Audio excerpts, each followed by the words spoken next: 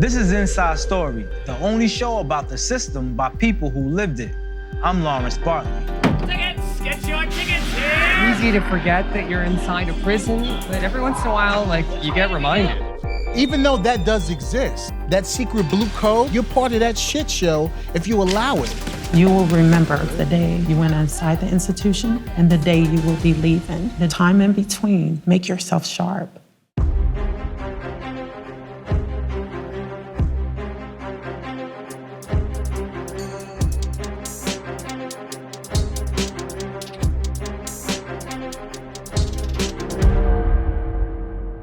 For people who've never been incarcerated, asking someone who has is generally the best way to get an idea of what prison life is like. But some people take a different approach. Prison tourism is a collection of museums and experiences that could give a very skewed idea of how the justice system works and who it's for.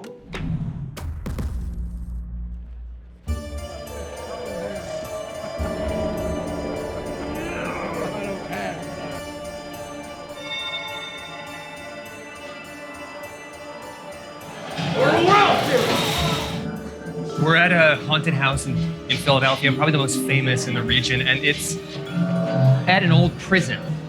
It's a museum, and every Halloween at night, it gets turned into this absolute horror show. Tickets! Oh, I'm sorry, but Get your tickets here! all right. Each fall, thousands of tourists from across the country stumble through Eastern State Penitentiary, a former prison, looking for a scare. I hope you're all ready. I'm literally crying.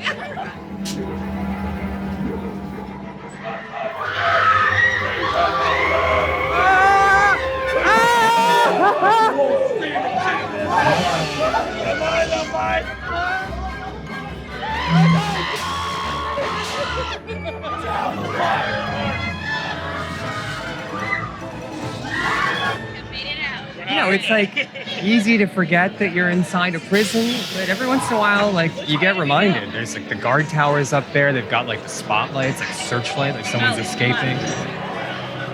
The industry of parading spooked tourists through former and even current prisons is a phenomenon that spans the country.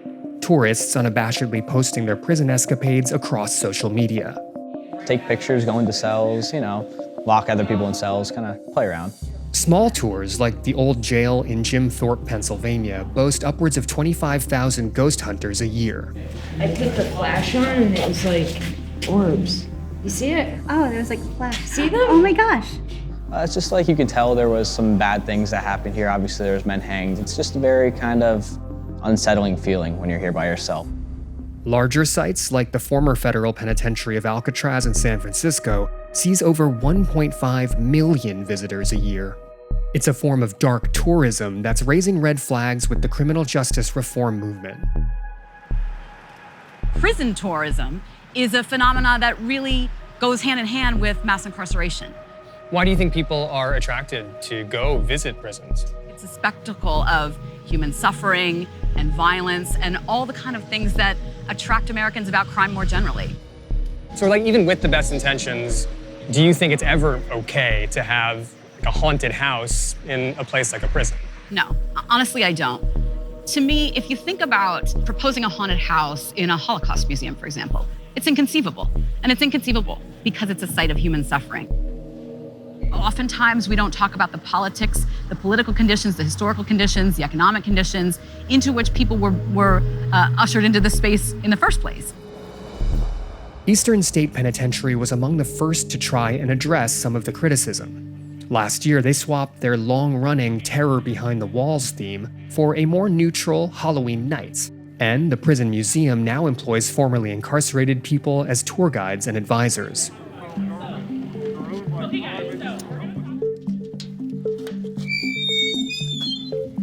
Are you guys from Philadelphia? No.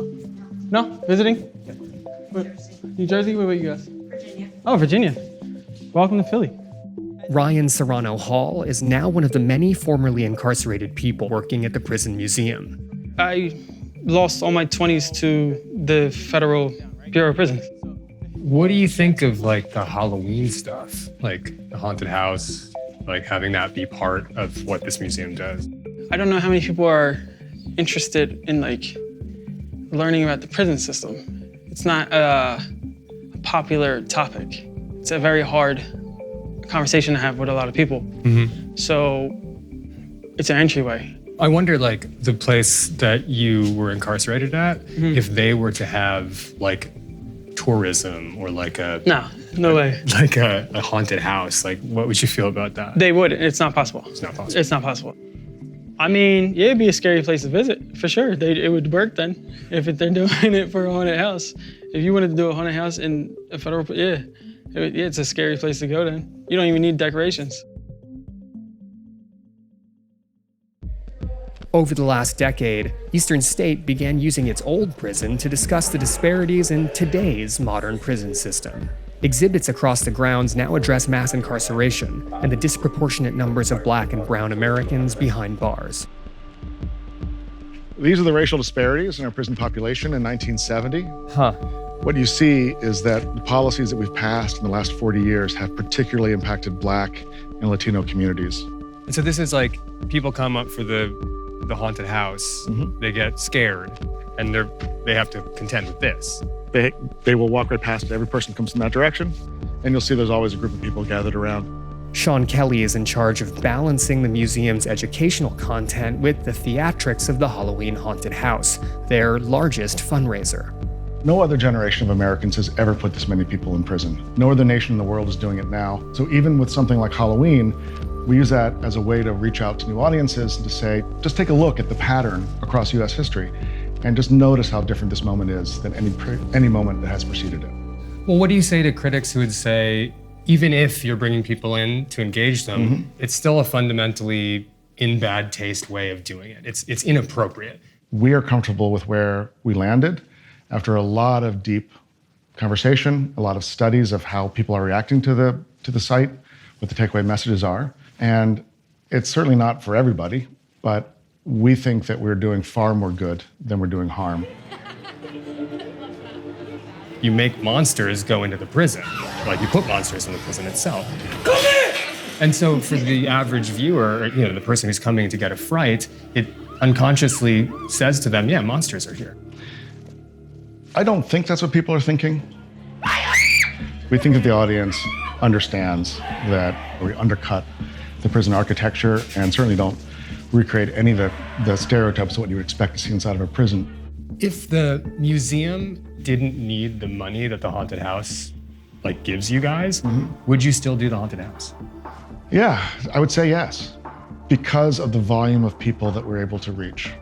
I hear you that there's something that may feel off about people enjoying themselves, but I think that the trade-off is absolutely worth it to bring that many more people into the conversation, because I don't see it happening other places.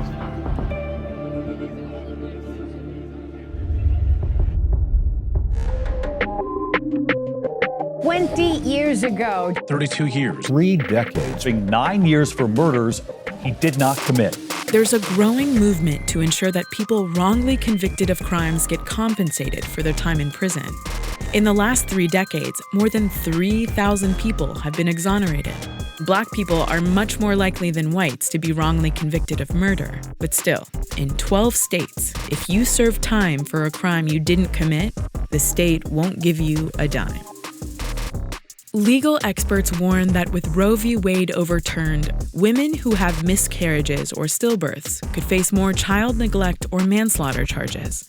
That's because it's now easier for states to pass laws that give fetuses the same rights as the women carrying them, which some states have done already. Last year, the FBI changed how it collects crime data and asked police departments to do the same, but some of them never did. That's left the FBI without data from departments serving a third of the population, including the country's biggest departments in New York and Los Angeles, meaning the FBI doesn't know if crime is increasing, decreasing, or staying the same. Cops aren't exactly known for speaking out, but 2 detectives from Baltimore, Dre and Big H, started a podcast to do exactly that.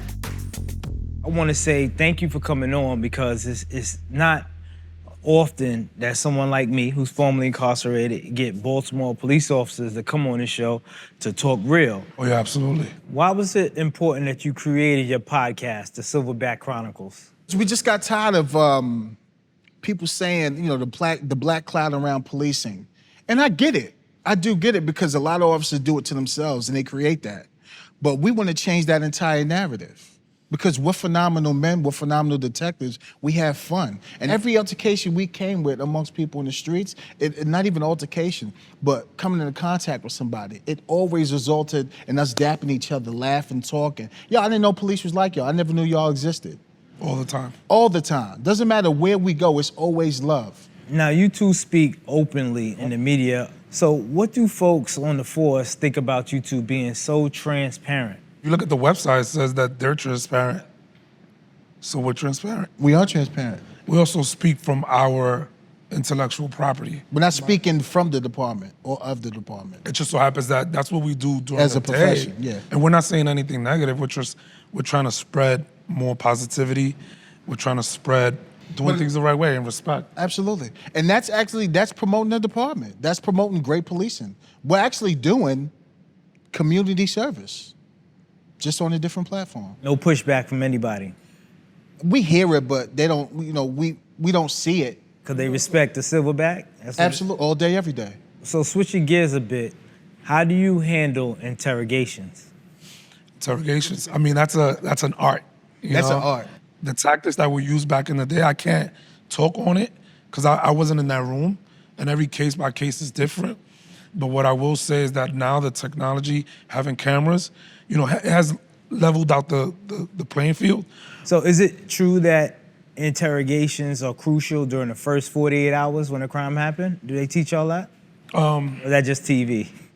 You know, every department is different, but it is crucial because the events that occurred are much more fresher.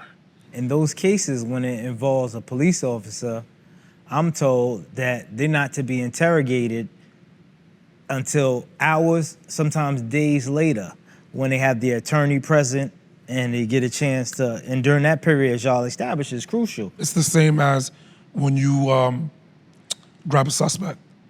If he invokes his right to speak and waits for his attorney, we can't interrogate. Well, I mean, but does that happen? I remember when I was arrested, I said I want a right to remain silent. They said, yeah, all right, you gonna get your ass in there and I'm a right to whoop your mother.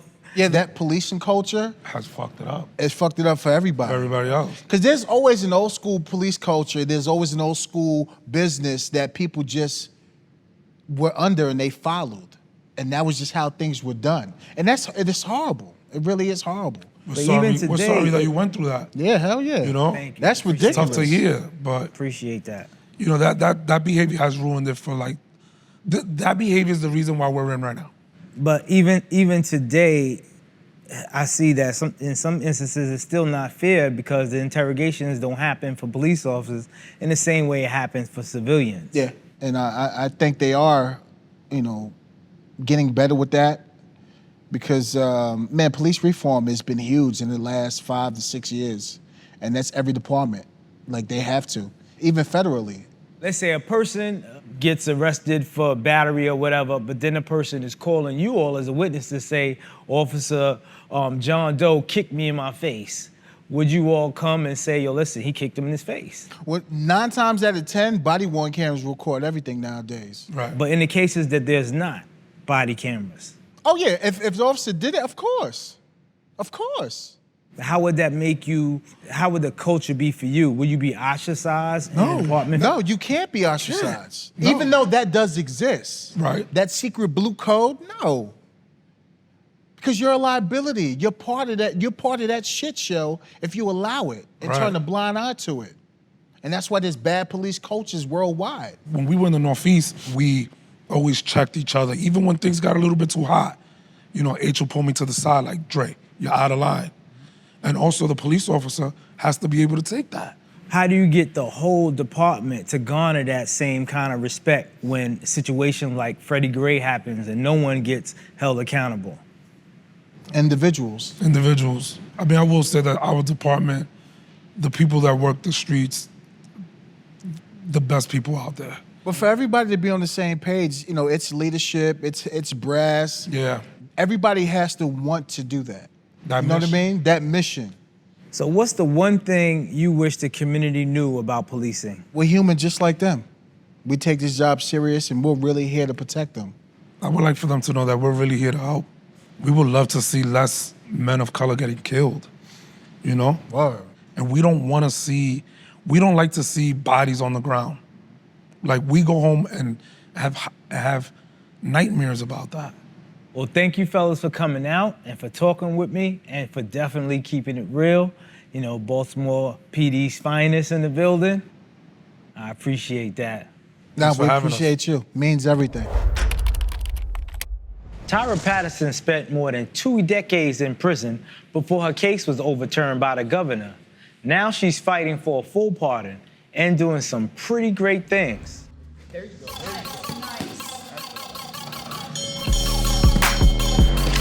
Come on. There you go. Go. Yeah. You got this. Tyra, you got it, babe. Yeah. There you go. There you go. We're down, Way to finish out. My name is Tyra Patterson.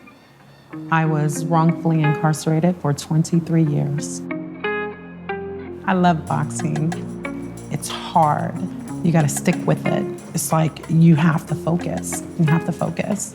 And I think boxing is a good fit because I fight the world, right? I fought to come home for so many years.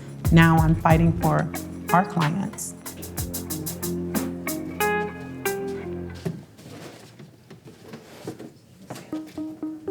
OJPC stands for Ohio Justice and Policy Center. And what we do there is quite the opposite of the Innocence Project. We only represent those who have made mistakes. And I always say humanity should not and cannot wait for freedom. And that's what we do. We humanize those who have made mistakes. Everything happened when I was 18. I had made a false confession just to go home. And that's what I thought was going to happen. I was young, I was scared, and I was also illiterate. I dropped out of school when I was 11 years old because my family and I experienced chronic homelessness, but I had to learn how to read to be able to fight. And my bunkie, who is now my best friend, Amanda, encouraged me to go to school. And I said, but I'm embarrassed to go over there because I know I'm not educated. She said, I'll never forget, be embarrassed if you don't do something about it. And she would sit up at night with me and teach me what a sentence was, what a comma was, where I added my periods, and it motivated me. So I made prison my education.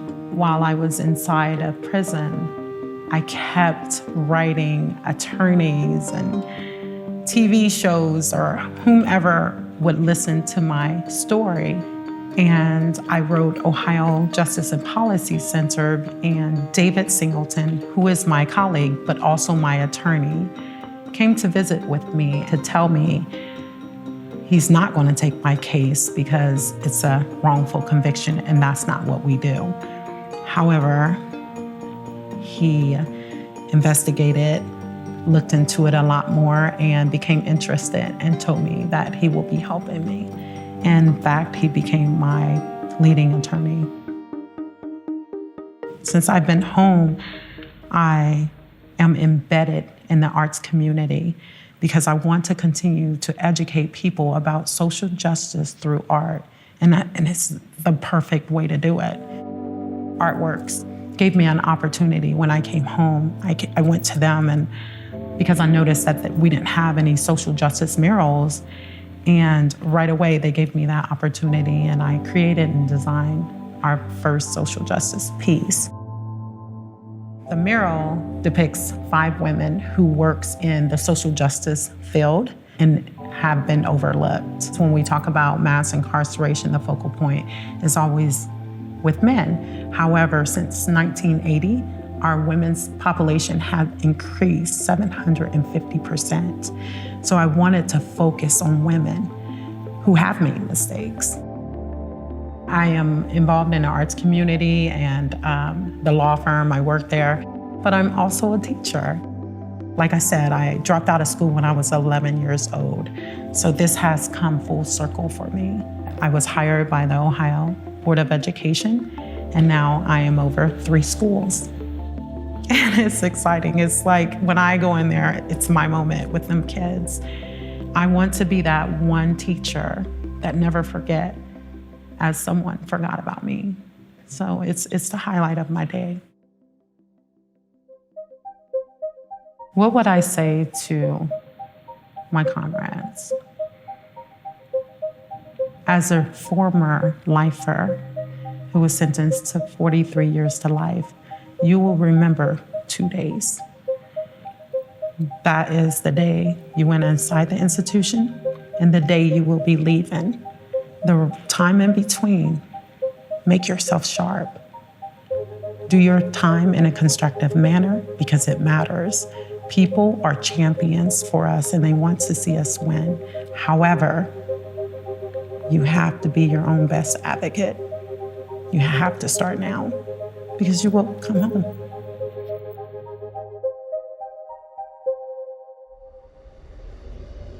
It might surprise you that a show that's by and for incarcerated people will give you the perspective of law enforcement. I remember correctional staff I got to know during my 27 years in prison, and some of them, let's face it, hated my guts. And I didn't like them much either. But a few really cared about making the prison a better and safer place for everyone. There was this one superintendent, known as a warden, I worked with regularly to improve the facility's culture. Sometimes my peers and I would share ideas with him that we thought would make incarcerated lives easier, and in turn, he would share ideas with us that he thought would improve correctional lives. It wasn't perfect, but we were able to have some real heart-to-hearts with no filters. You see, a prison is like a machine that changes slowly, if at all. But once you realize that inside those walls, everyone is just a human being trying to make it, you can get a lot more done. Thanks for watching, and I'll see you next time.